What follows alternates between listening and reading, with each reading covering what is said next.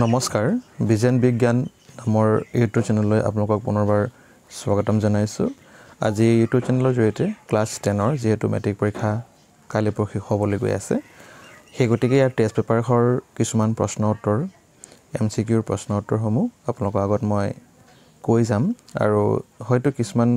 Concept আপোনালোকৰ আগত মই কৈ যাব পাৰো। গতিকে 2-3টা মান ডিস্ট্ৰিক্টৰ MCQ কভাৰ কৰিবলৈ এই ভিডিঅ'টোৰ জৰিয়তে মই চেষ্টা কৰিম। সেই কাৰণে ভিডিঅ'টো অলপ খৰ হ'ব পাৰে আৰু কেতিয়াবা মই অকল কেৱল উত্তৰটোই কৈ যাম, তাৰ কাৰণে আপোনালোকে বেয়া নাপাব। যদি আপোনালোকক ডিটেইলছ লাগে তেতিয়াহ'লে কমেণ্টত জনাই দিব, মই আপোনাক ডিটেইলছকে কমেণ্টত কৈ দিম।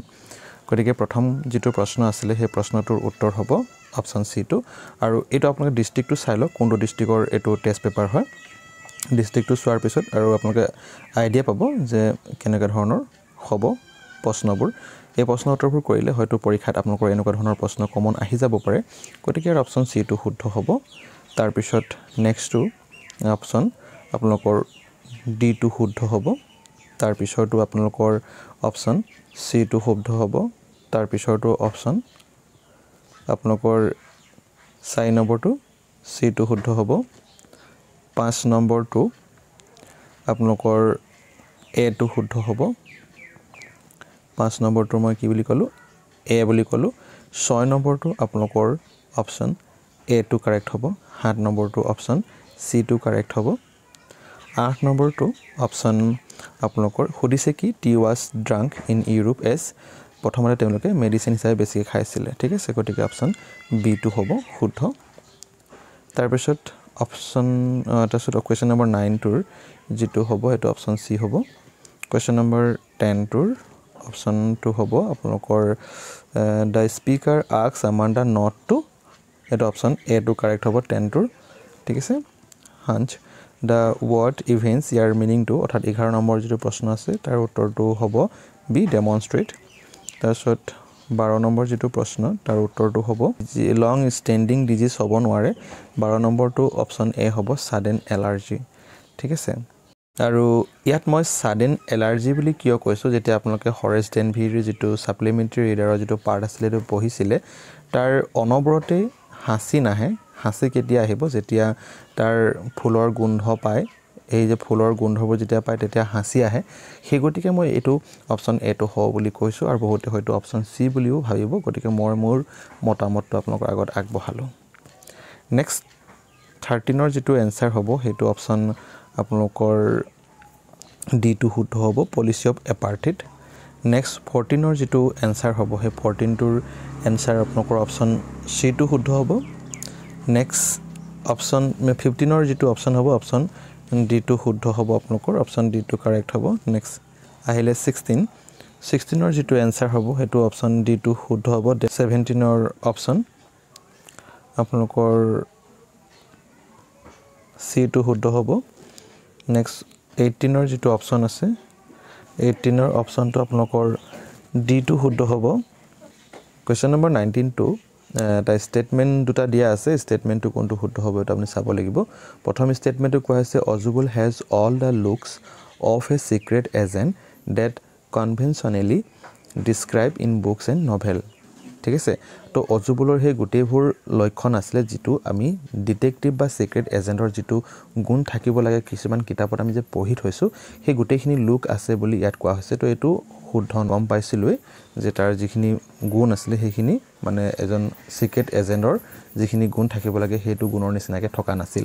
ঠিক আছে। দেখিবলৈ শকত আছিলে, আপোনালোকে গম পায় পাঠটো যদি পঢ়িছে। 2 নম্বৰ ষ্টেটমেণ্টত কোৱা হৈছে অজুবুল outwits Max in his attempt to take away the report from him. এইটো শুদ্ধ হয়, কাৰণ অজুবুলে এটা কি কৰিছিলে প্লেনিং বনাইছিলে মেক্সৰ পৰা বাচিবৰ কাৰণে, আৰু সেই প্লেনিংটো আছিলে কি বেলকনি বুলি। গতিকে আচলতে সেই প্লেনিংটো বনাইছিলে ৰিপৰ্টটো যাতে মেক্সক দিব নালাগে। গতিকে ষ্টেটমেণ্ট 2 টো কাৰেক্ট আৰু ষ্টেটমেণ্ট 1 টো ৰং হয়। তো আপোনালোকে চাব যে ষ্টেটমেণ্ট 1 টো ফল্ছ ইয়াত ঠিকেই লিখা আছে, আৰু 2 টো কি হ'ব ট্ৰু হ'ব বুলি লিখা আছে। গতিকে অপচন বি টো শুদ্ধ হ'ব, ঠিক। 20ৰ যেটো এনসাৰ হ'ব সেইটো হৈছে আপোনাৰ অপচন ডি টো, এইটো হৈছে কেয়াৰফুল, আৰু 21ৰ অপচন বি টো কাৰেক্ট হ'ব। 22 এতিয়া 22ৰ প্ৰশ্নটো অকমান বেলেগ ধৰণৰ, য'ত আপোনাৰ এছাৰচন আৰু ৰিজন লগা প্ৰশ্ন আহিছে। গতিকে এছাৰচন আৰু ৰিজন লগা এটাও প্ৰশ্ন আপোনালোকে শিকি থওক, তাৰ উত্তৰটো আপোনালোকে কেনেকৈ দিব বহুতৰ ক্ষেত্ৰত হেতু কনফিউজন হৈ যায় এছাৰশন আৰু ৰিজন লগা প্ৰশ্ন গতিকে এছাৰশন মানে এটা উক্তি আৰু ৰিজন মানে হৈছে সেই উক্তিটো কোৱাৰ কাৰণে তলত এটা ৰিজন দিয়া হৈছে প্ৰথমতে ইয়াত কৈছে লেন্টো লিখা আছে গতিকে এটো লেন্টো হ'ব লাগিছিল হয়তো পেইন্টিং মিস্টেক হ'ব পাৰে লেন্টো ওয়াজ এ angry when he counted the money ঠিক আছে আমি যেতিয়া এই লেটাৰটো গত পাঠটো পঢ়িছিলো তাত আমি এটা কথা স্পষ্ট হৈছিল যে যেতিয়া লেন্টো নামৰ হে ফাৰ্মাৰ জনে যেতিয়া চিঠিখন পঢ়িছিলে ভগৱানৰ পৰা অহা বুলি ভবা যিখন চিঠি আছিল পঢ়াৰ পিছত যেতিয়া হি পইচাৰ কথা গণনা কৰাৰ পিছত তেখেতৰ কি উঠিছিল খং উঠিছিল এখা কথা আমি জানো পাঠটোত আমি পঢ়িছিলো হেতু ঠিকই কৈছে উক্তিটো ঠিকই কৈছে এতিয়া এই উক্তিটোৰ যেটো উত্তৰ কিয় খং উঠিছিল তাৰ যদি এনসাৰটো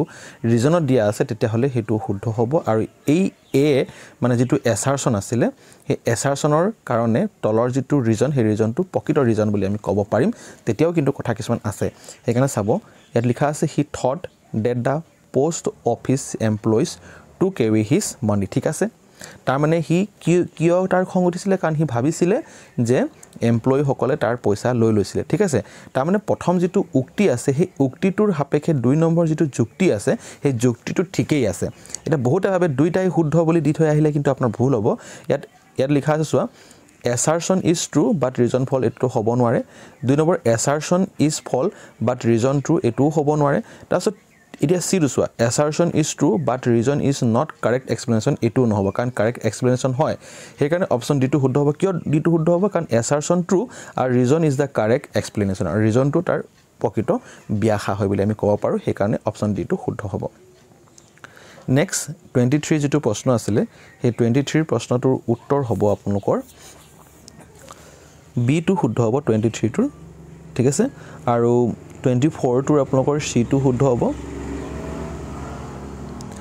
25 টো আপোনাৰ বি টো শুদ্ধ হ'ব 27 টোৰ আপোনালোকৰ সি টো শুদ্ধ হ'ব 28 টোৰ বি টো শুদ্ধ হ'ব 29 টোৰ আপোনালোকৰ সি টো শুদ্ধ হ'ব 32 আপোনালোকৰ অপচন ডি টো শুদ্ধ হ'ব 31 আপোনালোকৰ সাবতে ওয়াৰ্ড মিনিং দিছে ওয়াৰ্ড মিনিং তো আপোনালোকৰ প্ৰায় আহিছে গটিকে ল্যাঙ্গুৱেজৰ মিনিং তো হৈছে স্পিচলেস তাৰ পিছৰ 32 আপোনালোকৰ হ'ব অপচন 32 ৰ অপচন তো আপোনালোকৰ বি টো শুদ্ধ হ'ব তাৰপিছত 33 টোৰ উত্তৰ আপোনালোকৰ হ'ব অপচন বি টো শুদ্ধ হ'ব 34 ৰ যেটো প্ৰশ্ন উত্তৰ হেতু হ'ব আপোনালোকৰ বি টো শুদ্ধ হ'ব 35 ৰ যেহেতু এটো কন্ডিশনাল সেন্টেন্স এটা দিয়া হৈছে এফালে পাস্ট টেন্স থাকিলে এফালে পাস্ট টেন্স হ'ব গটিকে ওয়ার টো শুদ্ধ অৰ্থাৎ বি টো শুদ্ধ 36 টোৰ উত্তৰ আপোনালোকৰ সি টো শুদ্ধ হ'ব তাৰ পিছত 37 টো আপোনালোকৰ বি টো শুদ্ধ হ'ব 38 টোৰ আপোনালোকৰ অপচন ডি টো শুদ্ধ হ'ব 39 টোৰ অপচন সি টো শুদ্ধ হ'ব 40 টোৰ অপচন সি টো শুদ্ধ হ'ব তাৰ পিছত 41 টো বি টো শুদ্ধ হ'ব 42 ৰ আপোনালোকৰ দুইটাই অৰ্থাৎ ডি টো শুদ্ধ হ'ব 43 টো আপোনাৰ প্ৰিন্সিপাল তাৰ পিছত আহিলে 44 আপোনালোকৰ 44 টো হৈ যাব আপোনালোকৰ বি টো অপচন ঠিক আছে এটো আৰু 45 টো অপচন বি টোৱে শুদ্ধ হ'ব ঠিক আছে এখিনি আছিল আপোনালোকৰ এই ডিস্ট্ৰিক্টৰ প্ৰশ্ন উত্তৰখিনি এবাৰ কামৰূপ ৰুৰেল ডিস্ট্ৰিক্টৰ প্ৰি ফাইনেলৰ যেটো টেষ্ট পেপাৰ আছিল প্ৰি ফাইনেলৰ যেটো কোৱেশ্চনছ পেপাৰ আছিল তাক অকমান ডিসকাশন কৰাই দিম প্ৰথম প্ৰশ্নটো কি আপোনালোকৰ এছাৰশন আৰু ৰিজন লগা দিয়া আছে তো প্ৰথম এছাৰশনটো পঢ়ি লব এছাৰশনটোত কি বুলি কোৱা হৈছে Lencho wrote a letter to God assuming that the postmaster would open it and help নহয় postmaster ভগৱানক চিঠি লিখিছিলে হয় কিন্তু এইটো কথা এজিউম কৰা নাছিলে সেই চিঠিখন যাতে postmaster জনে খুলিব আৰু তেখেতক সহায় কৰিব এইটো কথা অনুমান কৰি দিয়া নাছিলে গতিকে এছাৰশন টুৱেই ভুল আছে ঠিক আছে নে নেক্সট তাৰ পিছত ৰিজনটো কি বুলি কোৱা হৈছে the postmaster did not want to shake the writer's faith in God and decided to help and so এইটো ঠিক আছিল postmaster জনে কিন্তু চিঠি পাইছিলে ভগৱানৰ নামত আৰু চিঠিখন খোলাৰ পিছত হি দেখা পাইছিলে কথাখিনি কি লিখা আছে আৰু এই পোষ্ট মাষ্টাৰজন মানে লেঞ্চৰ যেটো ভগৱানৰ প্ৰতি বিশ্বাস আছিল সেই বিশ্বাসটো ভাঙিব বিচৰা নাছিলে এই কথাষাৰ ঠিক আছে তাৰমানে আমি ইয়াত গম পালো যে অকল ৰিজনটোহে শুদ্ধ এছাৰচনটো ভুল হৈ আছে তেনে ক্ষেত্ৰত এনেকুৱা ধৰণৰ অপচনবোৰ দৰকাৰে নাই চাবলৈ আপুনি চাব কি যে A is true and R is false এইটোতো হ'ব নোৱাৰে অৰ্থাৎ ডিটো শুদ্ধ হ'ব A is false but R is true ঠিক আছে নে নেক্সট কুৱেশ্যন নম্বৰ 2 টোত কি বুলি কোৱা হৈছে কুৱেশ্যন নম্বৰ 2 টোৰ যেটো কাৰেক্ট আনসাৰ হ'ব তো অপচন ডি টো শুদ্ধ হ'ব ঠিক আছে নে অপচন কুৱেশ্যন নম্বৰ 3 টোৰ অপচন সি টো কাৰেক্ট হ'ব Question number 4 to option B2 correct hobo 5 or B2 correct hobo 6 or D2 correct hobo 7 or ako assertion and reason loga ase gotike apnalok moi koi jam assertion to koise the black heroes were men of extraordinary courage wisdom and generosity gotike black ji hokol heroes asile teolokor mane অসাধাৰণ সাহস ত্যাগ এবোৰ আছিল এটা মানে জেনাৰসিটি আছিল wisdom আছিল বুলি আমি পাঠটোত পঢ়িতে গম পাইছো এটো ঠিকই আছে these comrades were ready to risk and sacrifice their lives for an idea and the idea of freedom and equality তো তেওঁলোকৰ যেটো অসাধাৰণ যেটো সাহস বা যেটো গুণ আছিল সেই গুণটো কিয় আহিছে কাৰণ এই সকল হিৰক আমি কমৰেডছ বুলিও কওঁ আৰু এই কমৰেডছ সকলে তেওঁলোকৰ নিজৰ জীৱনটোক ৰিক্সত দিব পাৰে তাৰমানে স্যাক্ৰিফাইস কৰি দিব পাৰে কিবা এটা আইডিয়াৰ কাৰণে আৰু সেই আইডিয়াটো হৈছে ফ্ৰীডম আৰু ইকুৱেলিটি সেই গতিকে এটো শুদ্ধ হৈছে ঠিক আছে নে তো তাৰমানে কি হ'ল এটো শুদ্ধ আৰু প্ৰথমটোৰ কাৰণে এটো উপযুক্ত এটা ব্যাখ্যা বুলি আমি ক'ব পাৰো কিয় তেওঁলোকে মানে তেওঁলোকৰ ওচৰত এটা মানে কি আছে অসাধাৰণ সাহস কিয় আছে কাৰণ তেওঁলোকে নিজৰ জীৱনটো মানে ত্যাগ কৰি দিব কাৰণ কুণ্ঠবোধ নকৰে তাৰমানে সেই কাৰণে কি হ'ব both A and R true এটো নহব অপচন A টো কাৰেক্ট হ'ব both A and R true and R is the correct explanation of A ঠিক আছে অপচন A টো কাৰেক্ট হ'ব question number 7 টোৰ next question number 8 টোৰ answer হ'ব আপোনালোকৰ অপচন C2 question number 9 টোৰ answer হ'ব আপোনালোকৰ C question number 10 ৰ answer হ'ব আপোনালোকৰ C question number 11 ৰ answer হ'ব আপোনালোকৰ C question number 12 ৰ যেটো answer হ'ব 12 for A 13 or to A হ'ব ঠিক আছে নে 14 টোৰ question number 14 টোৰ answer কি হ'ব 14 টোৰ answer D হ'ব ইয়াৰ 16 নম্বৰ প্ৰশ্নটোৰ উত্তৰ হ'ব অপচন A অৰ্থাৎ মেৰি গো ৰাউন্ড ইয়াৰ পিছৰ যেটো 17 নম্বৰ প্ৰশ্ন আছিল তাৰ শুদ্ধ উত্তৰটো হ'ব অপচন C আৰু এই 18 নম্বৰ প্ৰশ্নটোত name the poetic device used in the line তাৰমানে এই যেটো লাইন আছে যেনেকে তাত লিখা আছে on pads of velvet white এই লাইনটোত কি poetic device ব্যৱহাৰ কৰা হৈছে হেতু লৈ এটা প্ৰশ্ন কৰিছে যেহেতু poetic deviceৰ পৰা আপোনালোকৰ 1 নম্বৰ আহা দেখা গৈছে গতিকে আপোনালোকৰ poetic device খিনি ভালকে বুজি লব জানি লব তো ইয়াত যেহেতু অপচন A টো অৰ্থাৎ মেটাফৰাটো কাৰেক্ট হ'ব এটা মেটাফৰা কেলে কাৰেক্ট হ'ব মই আপোনালোকক এক্সপ্লেইন কৰি কথাটো কৈ দিছো যেতিয়া কোনোবা বস্তু বা ব্যক্তিক তুলনা কৰা হয় তেতিয়া হলে আমি সিমিলি বা মেটাফৰা ব্যৱহাৰ কৰিম এটা সিমিলি কেতিয়া ব্যৱহাৰ কৰা হ'ব যেতিয়া কোনোবা এটা কথা ধৰি লওক ইয়াতে কোৱা হৈছে অন পেজ অৰ্থাৎ হাতৰ তলুৱাক কিহৰ তুলনা কৰা হৈছে ভেলভেট হোৱাইটৰ লগত তুলনা কৰিছে ভেলভেটৰ কপাহী কাপোৰৰ সমান কোমলৰ কথাটো তুলনা কৰা হৈছে তাৰ মানে তো ইয়াত তুলনা কৰা বুজাইছে সেই কাৰণে ইয়াত মেটাফৰা হ'ব কিন্তু যদি লাইক বা এজ শব্দৰে যদি তুলনা কৰা হেতেন কম্পেয়াৰ কৰা হেতেন তেতিয়া হলে কিন্তু সিমিলি হল হেতেন হেতু ইয়াত দিয়া হোৱা নাই ঠিক আছে এতিয়া 19 নম্বৰ যেটো প্ৰশ্ন আছিল 19 নম্বৰ প্ৰশ্নটোৰ উত্তৰ হ'ব 19 নম্বৰটোৰ শুদ্ধ উত্তৰটো অপচন ইয়াত বি লিখা আছে অৰ্থাৎ এটো সি হ'ব লাগিছিল গতিকে এটো শুদ্ধ হ'ব নেক্সট 20 যেটো প্ৰশ্ন আছিল তাৰ শুদ্ধ উত্তৰটো অপচন ডি টো শুদ্ধ হ'ব তাৰ পিছত 21 ৰ যেটো প্ৰশ্ন আছিল 21 ৰ প্ৰশ্ন উত্তৰটো হ'ব আপোনাৰ অপচন সি টো ঠিক আছে আৰু 22 ৰ শুদ্ধ উত্তৰটো হ'ব অপচন সি 23 ৰ শুদ্ধ উত্তৰ হ'ব অপচন সি ঠিক আছে 24 24 শুদ্ধ উত্তৰটো হ'ব অপচন বি ঠিক আছে এটো বাৰে বাৰে দি আছে আকৌ এতিয়া এছাৰচন আৰু ৰিজন লগা এতিয়া আকৌ কোৱেশ্চন এটা বনাই দিয়া হৈছে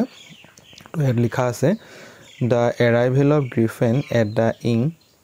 in winter was unusual এটো কথা ঠিকই কৈছে মানে ঠাণ্ডাৰ সময়ত যেতিয়া গ্ৰিফিনে কবালে পলাই গৈছিল সেই সময়ছোৱাত সেই ঠাইডোখৰ সাধাৰণতে মানুহ অহা যোৱা নকৰে সেই কাৰণ হেতু আনইউজুৱেল আছিল গতিকে এই কথাখাৰ ঠিকই কৈছে summer is London's peak season and you can accept long lines at tourist attraction and high room rates at hotel তো এইখিনি কথাৰ লগত এটোৰ কোনো সম্পৰ্ক নাই কিয় সম্পৰ্ক নাই যেহেতু গ্ৰিফিনে আইপিং নামৰ চহৰত পলাই গৈছিল আৰু পলাই যোৱাৰ কাৰণ আছিল হি হেই লণ্ডনৰ দোকানৰ পৰা ড্ৰেলিনৰ পৰা কি কৰিছিলে তাত এটা দোকানৰ পৰা বস্তু চুৰ কৰি দোকানী হত্যা কৰি দিছিল আৰু সেই কাৰণ তাৰ পৰা পলাই আহি ইয়াত থাকিব লৈছিল গতিকে 1 নম্বৰটো শুদ্ধ হয় 2 নম্বৰটো শুদ্ধ হয় কিন্তু 1 নম্বৰটোৰ লগত 2 নম্বৰটো শুদ্ধ ব্যাখ্যা নহয় বুলি ক'ব লাগিব কিন্তু কথাটো হ'ল ইয়াত অপচন এ সি টু শুদ্ধ হ'ব অপচন কোনটো শুদ্ধ হ'ব যেহেতু এ আৰু বি দুইটাই শুদ্ধ হৈছে গতিকে আসলতে ইয়াত অপচন বি টু শুদ্ধ হ'ব এটো কাৰণে both a and r true r is not the correct explanation of a ঠিক আছে নে এটো অপচন বি টু কারেক্ট হ'ব 25 ৰ নেক্সট কোৱেশ্চন নম্বৰ 6 টোৰ যেটো কোৱেশ্চন কোৱা হৈছে হেটোৰ এনসাৰটো হ'ব 26 টো ডি হ'ব এনসাৰটো 27 ৰ অপচন বি টু শুদ্ধ হ'ব 28 ৰ অপচন বি টু শুদ্ধ হ'ব 28 ৰ নেক্সট কোৱেশ্চন নম্বৰ 29 ৰ শুদ্ধ উত্তৰটো হ'ব আপোনাৰ অপচন ডি টু 30 ৰ শুদ্ধ উত্তৰ হ'ব আপোনাৰ অপচন ডি 31 ৰ শুদ্ধ উত্তৰ হ'ব অপচন বি 32 ৰ শুদ্ধ উত্তৰ হ'ব অপচন সি 33 এবাৰ আহিলে 33 ৰ শুদ্ধ উত্তৰ হ'ব অপচন বি 34 ৰ শুদ্ধ উত্তৰ হ'ব অপচন বি 35 ৰ শুদ্ধ উত্তৰ হ'ব অপচন সি 36 ৰ শুদ্ধ উত্তৰ হ'ব 36 ৰ শুদ্ধ উত্তৰ অপচন ডি টু শুদ্ধ হ'ব 37 টো স্টেটমেন্ট দিয়া হৈছে গতিকে দুটা স্টেটমেন্ট আপোনালোকে পঢ়ি ল'ব পঢ়াৰ পিছত আমি দেখা পাইছো যে 37 ৰ শুদ্ধ উত্তৰটো আপোনালোকৰ অপচন বি টু অৰ্থাৎ স্টেটমেন্ট 1 টো হৈছে এছাৰেটিভ সেন্টেন্স হয় আৰু স্টেটমেন্ট 2 টো ইম্পাৰেটিভ সেন্টেন্স হয় ঠিক আছে নে নেক্সট যেটো 38 কোৱেশ্চনটো এটো কোৱা হৈছে 38 ৰ শুদ্ধ উত্তৰটো হ'ব অপচন সি 38 ৰ অপচন সি টু শুদ্ধ উত্তৰ হয় 39 ৰ শুদ্ধ উত্তৰ হ'ব মানে এটা সেন্টেন্স দিছে সেন্টেন্সটোত কোড ভুল হৈ আছে গতিকে ইয়াত ওৱেৰ শব্দটোত ভুল হৈ আছে ইয়াত শুদ্ধ উত্তৰ অৰ্থাৎ আমি গম পালো যে ওৱেৰটোৰ ঠাইত আমি কি লিখিব লাগিছিলে ওয়াজ লিখিব লাগিছিল তো অপচন সি টু শুদ্ধ উত্তৰ হয় তাৰছত 40 ৰ মানে 40 ৰ শুদ্ধ উত্তৰ হ'ব তো বাৰে বাৰে আহি আছে অপচন ডি টু শুদ্ধ হ'ব 41 ৰ অপচন এ টু শুদ্ধ হ'ব ঠিক আছে নে তো এইখিনি আছিল আজিৰ ভিডিওৰ প্ৰশ্ন কিছুমান উত্তৰ আৰু যদি আপোনাক আৰু টেক্সট পেপাৰৰ যদি প্ৰশ্ন লাগে তেতিয়া হলে আপোনালোকে মোক কমেন্ট বক্সত জনাই দিব মই ভিডিওসমূহ প্ৰস্তুত কৰিবলৈ চেষ্টা কৰিম